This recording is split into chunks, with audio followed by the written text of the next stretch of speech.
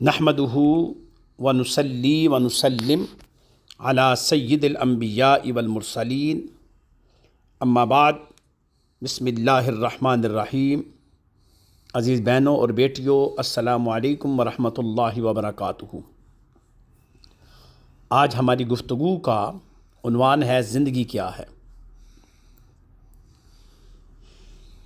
چونکہ اس سے پہلے ہم نے موت کے بارے میں گفتگو کی ہے تو ضروری تھا کہ ہم زندگی کا جو حسن ہے اس کے بارے میں بھی گفتگو کریں۔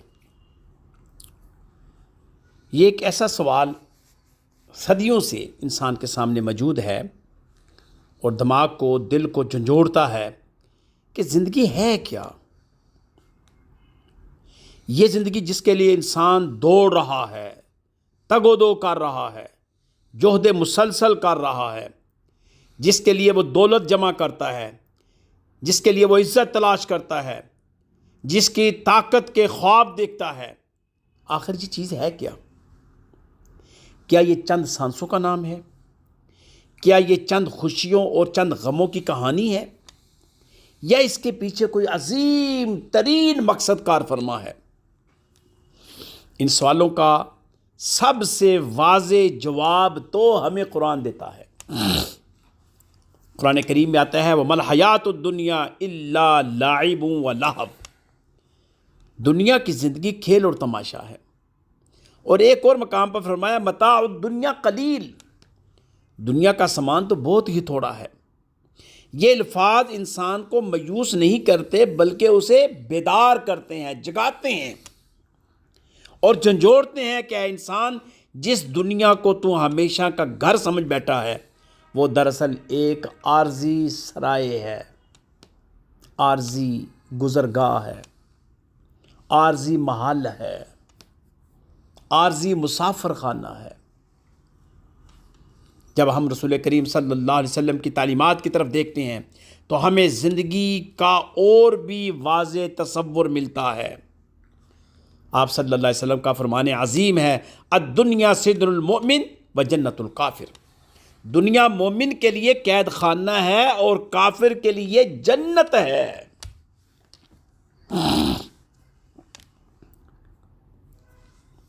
اور ایک موقع پر فرمایا دنیا میں ایسے رہو جیسے مسافر رہتا ہے۔ ذرا سوچئے، مسافر کس کو کہتے ہیں؟ وہ جو راستے میں محل نہیں بناتا، وہ جو جائیدادیں اکٹھی نہیں کرتا، وہ جو صرف منزل تک پہنچنے کی فکر میں رہتا ہے، وہ سامان زاد راہ اتنا جمع نہیں کرتا جو کہ سفر کے دوران اس کے لیے مشقت کا ذریعہ بن جائے۔ آپ اس کی مثال یوں بھی لے سکتے ہیں، کبھی کبھار آپ دوسرے شہر میں جاتے ہیں تو آپ کے ہاتھ میں ایک سوٹ ہوگا، ٹوتھ برش ہوگا، تولیہ ہوگا، صابن ہوگا، بس اس حد تک ہی ہوگا سامان۔ اگر آپ 2-3 اٹیچی کیس بھر کر چل پڑیں تو آپ کے لیے سفر دشوار ہو جاتا ہے۔ اگر مختصر سفر کے لیے مختصر لباس آپ کو چاہیے اور مختصر زاد راہ چاہیے تو یہ دنیا کا سفر ہے، یہ بھی تو مختصر سفر ہے نا۔ اس کے لیے بھی ہمیں مختصر ہی زاد راہ چاہیے اور ہمیں منزل تک پہنچنے فکر ہونی چاہیے۔ یہ وہ سوال ہے جو اسلام نے نہیں اٹھایا بلکہ دنیا کے ہر مذہب اور فلسفیوں نے بھی زندگی کے بارے میں جب غور و فکر کیا تو یہی سوال اٹھایا۔ بائبل میں آتا ہے کہ دنیا کی کامیابی، اصل کامیابی جو ہے وہ آخرت کی کامیابی ہے۔ اس کو مسافر خانہ سمجھا جائے۔ اور انجیل میں بھی کہا کہ اگر انسان ساری دنیا حاصل کر لے اور اپنی روح کو ضائع کر بیٹھے تو اس کا مطلب اس نے سب کچھ ضائع کر دیا۔ بدھزم کے اندر آتا ہے کہ زندگی تو اصل بنیادی جو مسئلہ ہے زندگی کا وہ دکھ ہے، یعنی دنیا کو دکھوں کا گھر کہا گیا، زندگی کو دکھوں کے مسائل سے گزرنے کا ایک پورا گھر کہا گیا۔ کون شخص ایسا ہے جو کہے کہ میں خوشحال ہوں؟ بلکہ ایسے مضامین لکھے گئے کہ انسان کسی حال میں بھی خوش نہیں رہتا. ہر شخص یہ سمجھتا ہے کہ سب سے زیادہ میں ہی دکھی ہوں. زندگی جو ہے زندہ دلی کا نام ہے. اس نے زندہ دلی سے جینا ہے. لیکن دکھوں کا یہ گھر ہے جس کو وہ اٹھائے ہوئے، اس ٹوکری کو اٹھائے ہوئے گھوم پھر رہا ہے. سکھ ازم کے اندر زندگی کیا ہے؟ خدمت خلق کا نام ہے. اب آئیے، اسلام نے سب سے بہترین توازن والی جو لائف اور توازن والا جو اعلان کیا ہے وہ یہی ہے کہ زندگی نہ صرف دکھ ہے، نہ صرف فریب ہے، بلکہ زندگی ایک عظیم امتحان کا نام ہے. قرآن کریم فرماتا ہے الذی خلق الموت والحیات لیبلوکم. اللہ کریم نے زندگی اور موت کو اس لیے پیدا کیا تاکہ تمہیں آزمائے. عزیزان محترم، زندگی ایک نعمت ہے، زندگی ایک امانت ہے، زندگی ایک تحفہ ہے، زندگی ایک پھول ہے. اس کو مرجھانے سے بچائیں، اس کو بکھرنے سے بچائیں. بکھرنا اور نکھرنا ایک نقطے کا مسئلہ ہے. اوپر آ جائے تو نکھر جاتی ہے، نیچے نقطہ رہے تو بکھر جاتی ہے. تو یہ کیسے نکھرے گی؟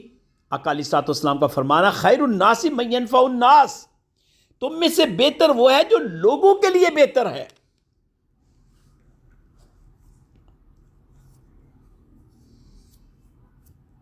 جب ہم اہل ادب کی زندگی کی طرف جاتے ہیں تو وہ بھی بڑے طریقے سے زندگی کے راز بتاتے ہیں.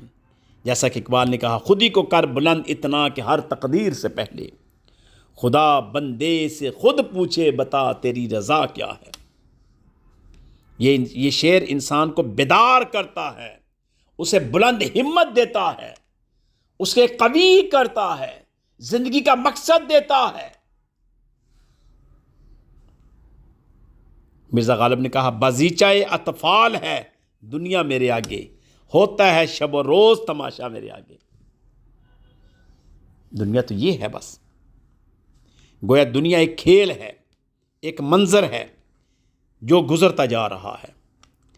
اور ایک بڑے پیارے حکمت والے شاعر نے کہا زندگی کیا ہے عناصر میں ظہور ترتیب، موت کیا ہے انہی اجزاء کا پریشان ہونا. عزیزان محترم، یہ خدا کی طرف سے ایک امتحان گاہ ہے، یہ خدا کی طرف سے ایک دارالعمل ہے. اس زندگی کو ضائع مت کیجیے.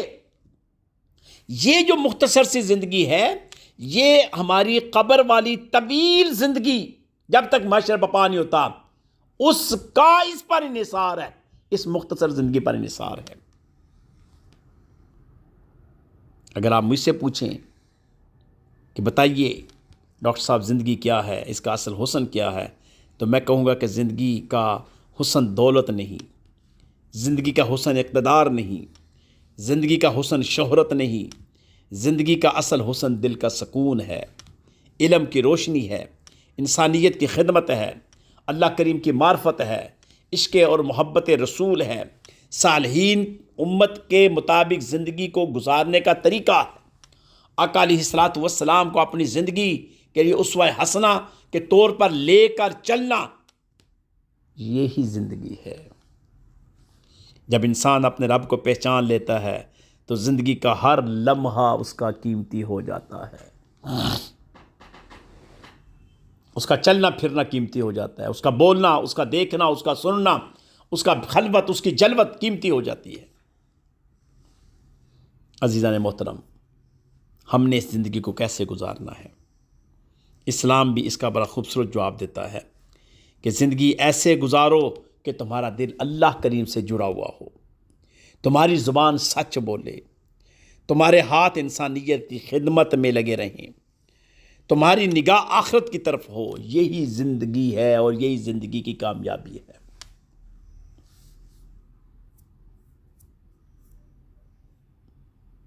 تم زمین پر رحم کرو، آسمان والا تم پر رحم کرے گا۔ میرے آقا علیہ الصلوۃ والسلام کا فرمان عظیم ہے۔ تو یہ کیسے ہے؟ یاد رکھے، کوئی شخص چاہتا ہے کہ اللہ تعالیٰ میری عمر کو دراز کر دے، میری زندگی حسین ہو جائے، تو وہ خدمت خلق میں لگ جائے، اس کی زندگی کے اندر حسن آ جائے گا، نکھار آ جائے گا، مقصد حیات آ جائے گا۔ ورنہ کیا ہوگا؟ ورنہ وہ ہر وقت گنتی میں رہے گا۔ الذی جمع مالا وعددہ، وہ لوگ بھی ہیں جو اپنے مال کو جمع کرتے رہتے ہیں، یحسب ان مالہ اخلدہ، وہ سمجھتے ہیں کہ یہ مال ان کے پاس ہمیشہ رہے گا۔ کس کے پاس مال ہمیشہ رہا ہے؟ یہ تغیر رہتا ہے، زندگی کے اندر تغیر ہے۔ کل تک آپ جوان تھے، پھر اس سے پہلے آپ کیا تھے، اس سے پہلے کیا تھے، ماں کی گود میں تھے۔ آپ دیکھیں تغیر کیسے آ رہا ہے آپ کی لائف کے اندر، آپ کے وجود کے اندر، آپ کے خد و خال کے اندر۔ آپ کو سمجھ نہیں آ رہی؟ کوئی ہے، کوئی طاقت ہے جو آپ کے وجود کو لے کے چل رہی ہے۔ آپ پیدا ہوئے، آپ سے بولا نہیں جاتا تھا، آپ سے چلا نہیں جاتا تھا، آپ نے سن کر الفاظ کے ذخیرہ کو جمع کیا، ان کو روپ دیا بولنے کا، پھر آپ نے بولنا شروع کیا، پھر آپ نے چلنا شروع کیا، پھر آپ نے علم حاصل کیا، پھر آپ اقتدار میں آئے، سب کچھ آئے۔ لیکن آپ یہ دیکھیں کہ آپ کی اس زندگی کی بقا کے پیچھے جو چند سالوں پر محیط ہے، کون ہے پیچھے جو آپ کو لے کر چل رہا ہے؟ یہ زندگی اس کی امانت ہے، یہ زندگی اس کے پاس گروی ہے۔ اس لیے یہ چند دن کا سفر ہے، ہم آئے ہیں اور پھر ہمیں چلے جانا ہے۔ ہمیں اپنے اعمال کا حساب دینا ہے۔ اس زندگی کو غفلت میں مت گزاریں، نادانی میں مت گزاریں، لاشعوری میں مت گزاریں،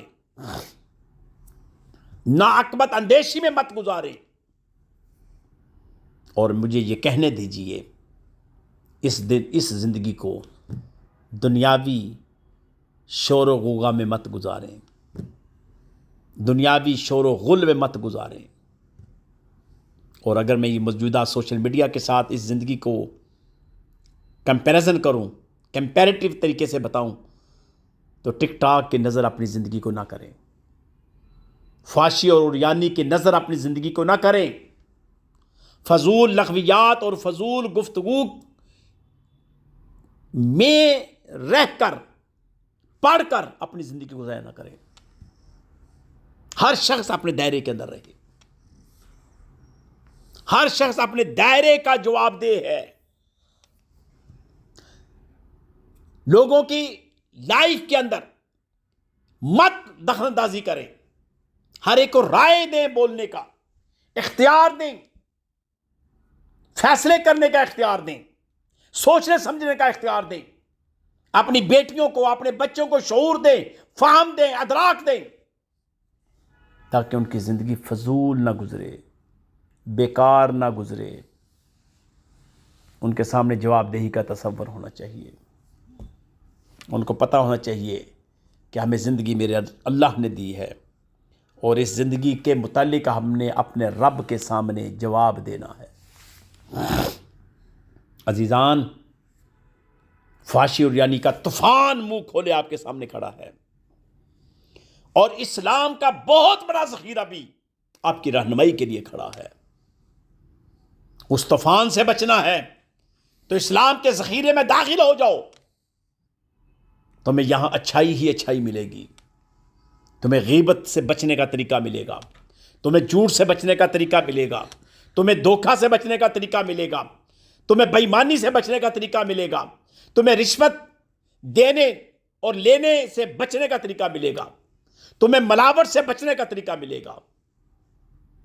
اگر اسلام کے ذخیرے سے کچھ استفادہ نہ کر سکے تو پھر تو وہ طوفان کھڑا ہے، وہ طوفان آپ کو بہا کر لے جائے گا اور آپ کی زندگی کو برباد کر دے گا۔ وہ خواہشات کا طوفان ہے، وہ نفسانی خواہشات کا طوفان ہے، وہ لالچ کا طوفان ہے، وہ طمع کا طوفان ہے، وہ حرص کا طوفان ہے، وہ غیبت کا طوفان ہے، وہ چغلخوری کا طوفان ہے، وہ تہمت کا طوفان ہے، وہ الزام تراشیوں کا طوفان ہے، وہ لوگوں کے حقوق کو پائمال کرنے کا طوفان ہے، وہ لوگوں کے حقوق کو غصب کرنے کا طوفان ہے، وہ لوگوں کے ساتھ ظلم کرنے کا طوفان ہے۔ آؤ اسلام کے دست شفقت میں بیٹھتے ہیں تاکہ ہم اس طوفان سے بچ سکیں۔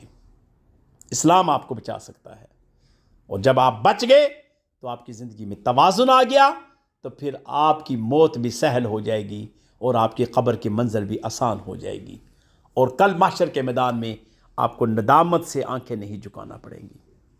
اللہ تعالیٰ سے یہ دعا ہے کہ اللہ پاک سمجھنے کی توفیق عطا فرمائے، آمین۔ وآخر دعوانا ان الحمد للہ رب العالمین۔ اللہم ربنا آتنا فی الدنیا حسنہ وفی الآخرۃ حسنہ وقنا عذاب النار، وصلی اللہ تعالی علی رسول خیر خلقہ ونور عرشہ وزینۃ فرشہ محمد وآلہ وصحابہ واہل بیتہ وازواجہ وذریتہ اجمعین برحمتک یا ارحم الراحمین۔ السلام علیکم ورحمۃ اللہ وبرکاتہ۔